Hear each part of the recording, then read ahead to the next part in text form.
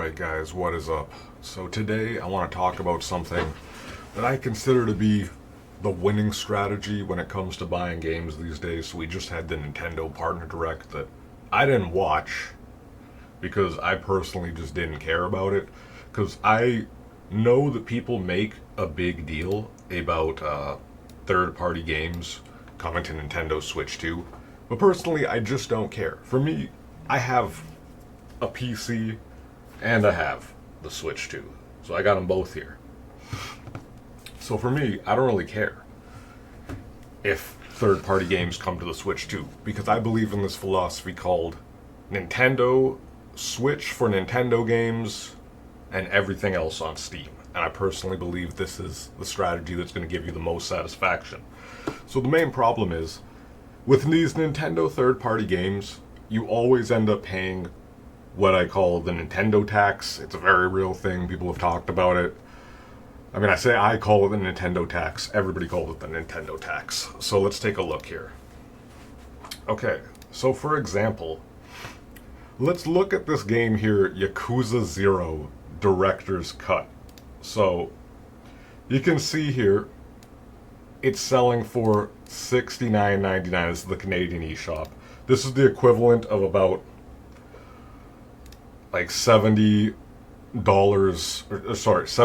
Canadian, and ends up being $50 American.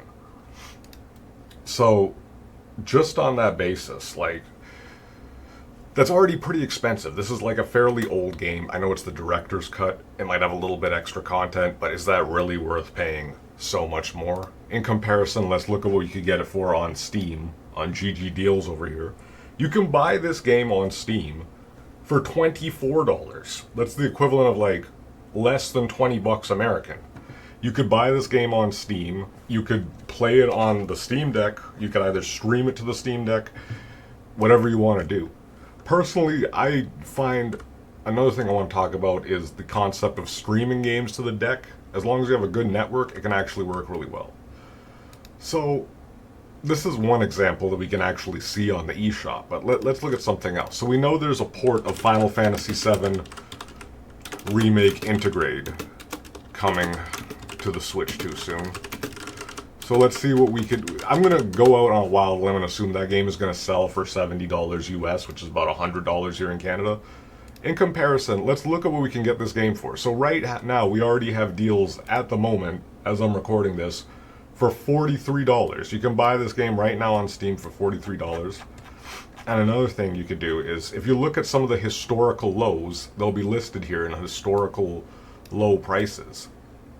If you look at it, at one point this game was selling for like less than $40 on Green Man and Gaming, not that long ago. And you can get it for like $43 right now, which is almost the same. This is Canadian dollars, so again, $40 Canadian would be like a little under $30 American. My bad. For the American viewers, I know it's kind of inconvenient for you guys to see Canadian dollars, but this is just what I got here because I'm logged into the eShop and GG Deals.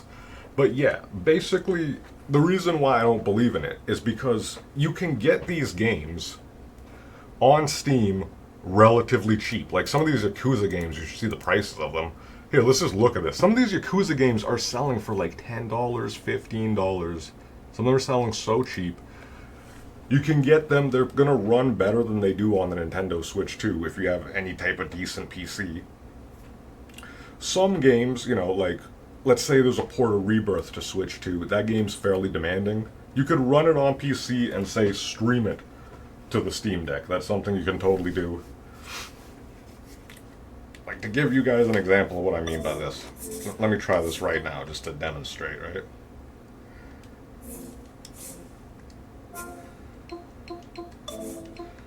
So right now, I'm going to stream Ninja Gaiden 2 Black from my PC to my Steam Deck. So let's see what happens here.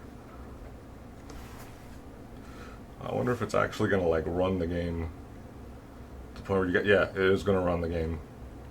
Okay. So, you guys could see the game is like literally streaming from my desktop, and it's running on the Steam Deck as well. So Let's just wait for the shaders to compile here. And honestly, I find if you have a Wi-Fi 6 network, like the audio comes out of the Steam Deck, it's not coming out of my computer speakers. And here we are. You can see that it's running on my PC, and yet I am controlling it with the Steam Deck. It streams pretty damn seamlessly. There's not really much in the way of like input lag at all.